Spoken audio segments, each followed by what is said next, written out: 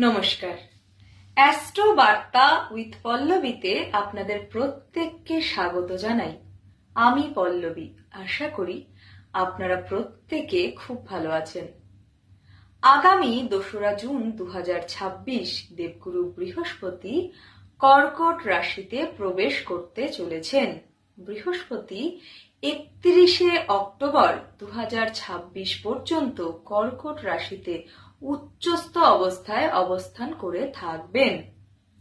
আজ আমি আলোচনা করব বৃহস্পতির এই তুঙ্গ অবস্থান বৃষ লগ্নের জাতক এবং জাতিকাদের জীবনে ঠিক কী প্রভাব বিস্তার করতে চলেছে সেই প্রসঙ্গে। বৃষ লগ্নের অধিপতি গ্রহ শুক্র। এটি পৃথ্বী তত্ত্বের স্থির প্রকৃতির রাশি। বৃষ লগ্নের জাতক এবং জাতিকারা শুক্রের প্রভাব থাকার কারণে সৌন্দর্যের প্রতি এবং বিলাসবহুল জীবনযাপনের প্রতি অত্যন্ত আগ্রহী হয়ে থাকেন। এনারা অত্যন্ত জেদি এবং একগুঁয়ে প্রকৃতির হয়ে থাকেন। এনারা নিজেরা যা ভালো মনে করবেন সেটিই তারা করে ছাড়বেন। একবার কোনো কাজে হাত দিলে সেই কাজ শেষ না হওয়া পর্যন্ত এরা সেই কাজ থেকে পেছনে সরে আসেন না। বৃহস্পতির এই ট্রানজিট বৃষ লগ্নের জাতক এবং জাতিকাদের কি ফলাফল দিতে চলেছে চলুন সংক্ষেপে জেনে নিই। বৃষ লগ্নের তৃতীয় ভাবে কর্কট রাশি অবস্থান করছে। থার্ড হাউসে দেবগুরু বৃহস্পতির এই তুঙ্গ অবস্থান এদের ছোট ভাই বোন এবং প্রতিবেশীদের সাথে মিষ্টি সম্পর্ক বজায় রাখতে সাহায্য করবে। এছাড়াও ছোটখাটো ভ্রমণের সংযোগ লক্ষ্য করা যায়।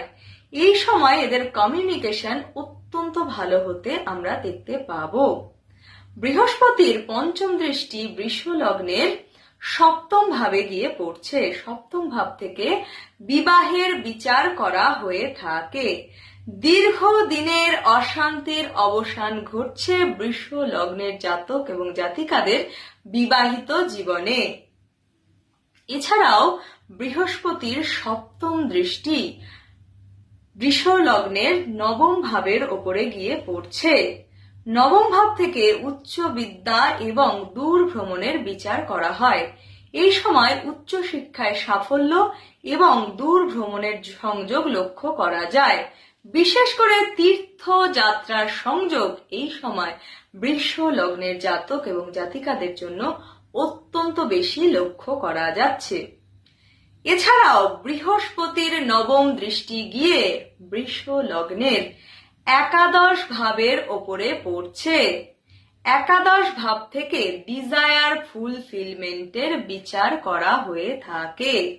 এই সময় বৃষ লগ্নের জাতক এবং জাতিকাদের গুরু বা গুরুস্থানীয় ব্যক্তিদের মাধ্যমে ইচ্ছে পূরণ হতে আমরা দেখতে পাবো। চলে আসি রেমেডির প্রসঙ্গে।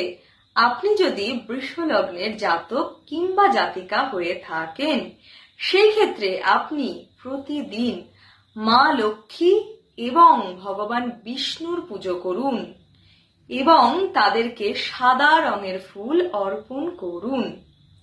প্রত্যেক বৃহস্পতিবার হলুদ রঙের মিষ্টি অসহায় মানুষের মধ্যে দান করুন।